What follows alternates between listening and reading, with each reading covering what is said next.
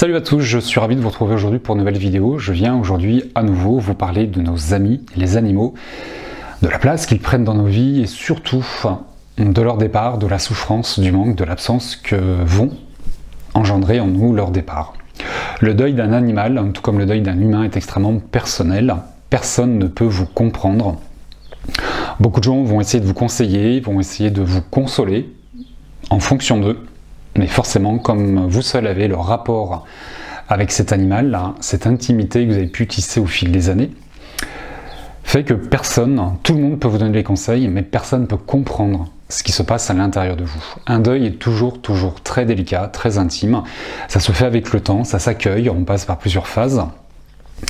Et on doit se laisser le temps de comprendre ce que l'on est en train de vivre, de guérir cette blessure émotionnelle qu'engendre la perte d'un proche, que ce soit un animal ou un humain, et également de se laisser le temps de prendre la décision de savoir si on reprend un animal ou pas. Il y a une phrase qui est extrêmement importante à entendre pour répondre à cette question, et cette phrase m'a été donnée lors d'une consultation par un chien.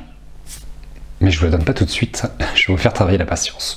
Puisque le deuil se fait avec patience, on va prendre le temps pour vous donner cette phrase qui, je trouve, résume parfaitement bien le rôle et l'importance de l'animal dans nos vies. J'ai déjà fait des vidéos sur les animaux, sur l'au-delà, sur leur rôle dans nos incarnations, sur leur départ. Je vais juste refaire un petit, pas un résumé, mais un petit paragraphe sur leur rôle. Les animaux sont des maîtres qui viennent nous faire travailler énormément de choses. Parfois ils ils prennent la place d'un enfant, ils prennent la place d'un ami, ils prennent la place d'un parent, ils prennent la place d'un conjoint. Ils ont plusieurs rôles auprès de nous, suivant nos vies. Et la place qui est disponible en fait, la place que leur offre. La manière dont vous prenez un animal, le moment où vous prenez un animal n'est pas dû au hasard, c'est toujours l'animal qui va vous choisir. Que vous rentriez dans un élevage, dans une SPA, sur une annonce, que ce soit le premier chien, ou le premier animal, chien, chat ou autre, qui viennent vers vous, ou celui que vous choisissez instinctivement, spontanément, c'est toujours l'animal qui a choisi de s'incarner auprès de vous parce qu'il a quelque chose à vous apporter, et vous avez également énormément de choses à lui transmettre et à lui apporter. C'est pour ça qu'il choisit votre foyer, votre maison, vous, parce que vous êtes la personne parfaite pour lui permettre d'expérimenter ce qu'il a besoin d'expérimenter. Ce que j'aimerais vous faire comprendre également par le biais de cette vidéo, c'est que les animaux n'ont aucun souci avec leur départ, n'ont aucun souci avec leur mort. Ils sont complètement en paix et ok avec le fait de partir, quel que soit le moment et la manière dont ils vont partir, ils n'ont aucun souci avec ça. Peut-être que la seule difficulté qu'ils vont avoir, c'est de laisser leur gardien. L'animal a toujours une loyauté envers son maître. Même les chats qui sont extrêmement indépendants sont loyaux et fidèles envers leur gardien. Du coup, cet animal qui est parti, qui est resté des années, quelques mois, quelques jours dans vos vies, a laissé quelque chose en vous. Et le départ de cet animal va réveiller cette parcelle de lui qu'il a laissé en vous. Il y a tout un travail qui va se faire dans votre deuil et dans le cheminement qui va suivre dans les mois et peut-être même dans les années qui suivent leur départ. On est tous différents. Moi personnellement j'ai eu plusieurs animaux, chaque animal m'a apporté quelque chose de différent et chaque départ de l'animal a été différent et a engendré quelque chose en moi qui était différent. Ces départs sont extrêmement enrichissants. Ce sont des enseignements. L'une des particularités de l'animal, des animaux, c'est qu'ils sont dans l'amour inconditionnel et qu'ils ne sont pas dans le jugement.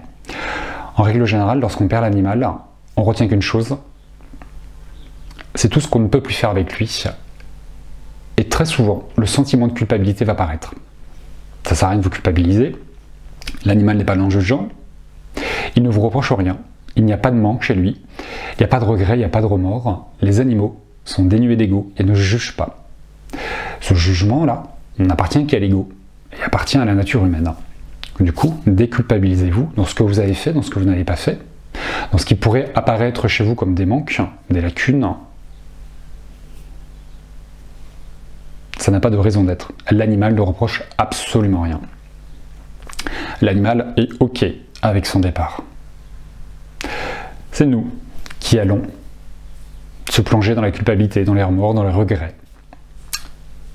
Et d'être dans un manque, dans un vide et dans une absence. Beaucoup de personnes vont vous dire « c'est qu'un animal, reprends-en un autre, c'est qu'un animal, c'est pas grave ». Quelqu'un qui n'a pas eu la chance d'accueillir un animal dans sa vie, qui ne connaît pas l'importance d'avoir un animal dans sa vie et dans son cœur, ne peut pas se mettre à votre place. Cette phrase est extrêmement maladroite, je trouve. Mais là aussi, ça va faire travailler. Ces animaux qui rentrent dans vos vies vous suivent toujours de l'autre côté. Ils viennent vous voir la nuit, la journée, ils viennent vous consoler. Ils gardent leurs habitudes, ils viennent jouer avec vous, ils viennent demander les caresses, ils viennent vous protéger. Que ce soit dans vos rêves ou de manière consciente dans la journée, les animaux ne vous lâcheront jamais. Le rôle qu'ils ont eu est important pour eux. Et comme l'animal est fidèle, loyal envers son gardien, qui a une reconnaissance de sa part, il viendra ponctuellement et régulièrement vous voir toute votre vie. Même s'il sera incarne, l'énergie de l'animal sera toujours présente auprès de vous. Cette grande phrase, cette grande question, qu'on va se poser après le départ d'un animal, certaines personnes ne se posent pas la question, savent qu'ils vont reprendre tout de suite ou plus tard, qu'ils se laissent le temps. Je vous invite à prendre le temps d'ailleurs pour répondre à cette question. C'est pas lorsqu'on a un deuil ou lorsqu'on vient de perdre un animal qu'on est capable de répondre, qu'on est capable de savoir si on peut reprendre un animal ou pas. Je pense qu'il est intéressant de se laisser du temps. Et après on est souple, on peut très bien dire j'en veux plus et on reprendra plus tard. Du coup, pour répondre à cette question, est-ce que je vais reprendre un animal ou je ne veux plus reprendre? Ce qui est intéressant, c'est d'écouter les animaux. Et lors d'une consultation, il y a quelques mois, une personne avait perdu son chien et était dans le deuil de son animal. Et l'animal est venu dans la consultation. Et la personne, c'était une femme, elle me disait « je ne veux plus jamais reprendre d'animaux, c'est fini. J'ai tellement souffert, cet animal me manque tellement, je l'ai tellement aimé que je ne peux pas le remplacer par un autre et je ne pourrai jamais aimer un autre animal. Personne ne pourra remplacer ce chien, je n'en veux plus. » Et le chien est venu. Et la phrase, moi, qui m'a percé le cœur et que j'avais envie de vous transmettre aujourd'hui par le biais de cette vidéo, c'est que ce chien a dit à sa gardienne que la meilleure manière pour lui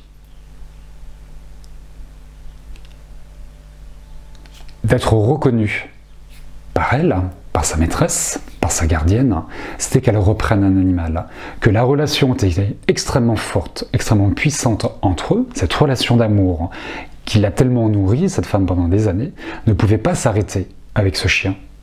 Et que lui, ce serait honorer sa mémoire, ce serait lui rendre hommage que de prendre un animal derrière lui. Cette histoire d'amour, ce que le chien disait, ne pouvait pas s'arrêter avec lui. C'était quelque part, je m'en vais, et je laisse la place à quelqu'un d'autre. S'il te plaît, reprends un animal après moi, honore ma présence, ça ne peut pas s'arrêter après moi. Je trouve que cette phrase, ce discours est plein de sagesse.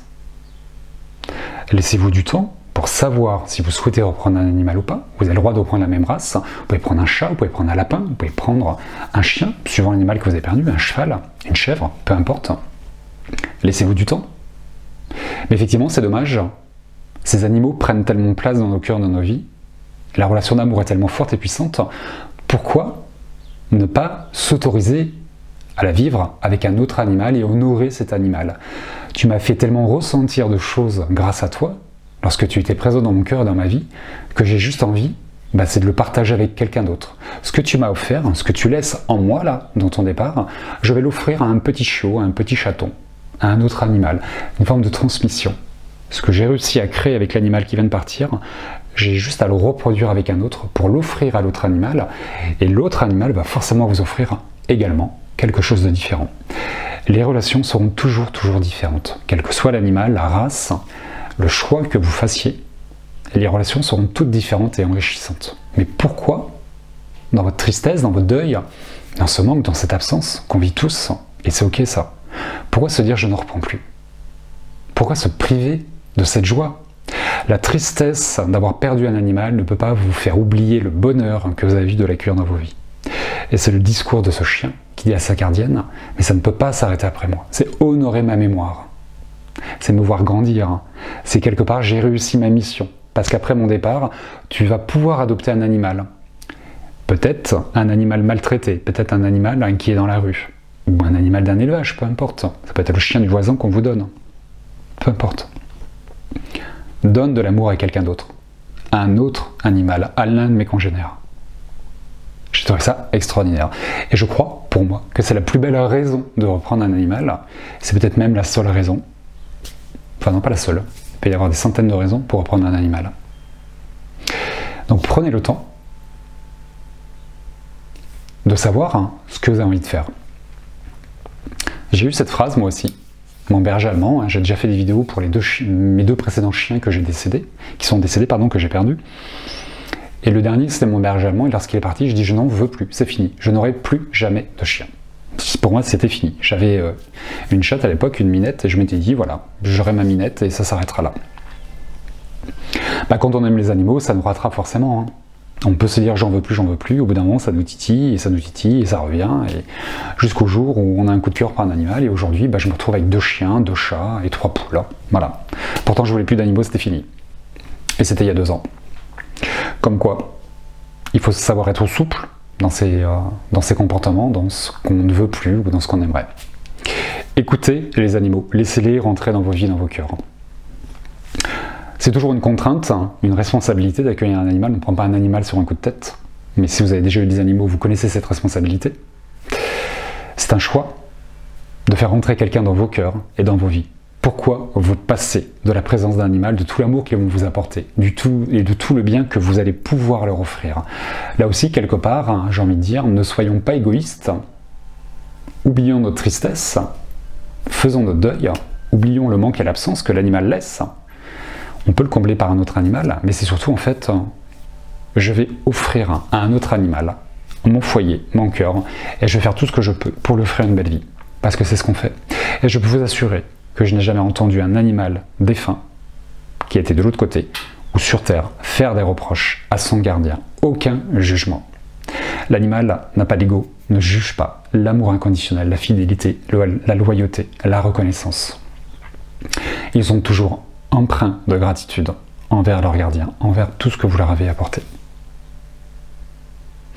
Ce sont des maîtres, ce sont des enseignants qui nous montrent comment évoluer, pourquoi se passer de la présence d'un animal. Il y a tellement d'animaux aujourd'hui qui sont dans des chenils, là, dans des associations, dans des SPA.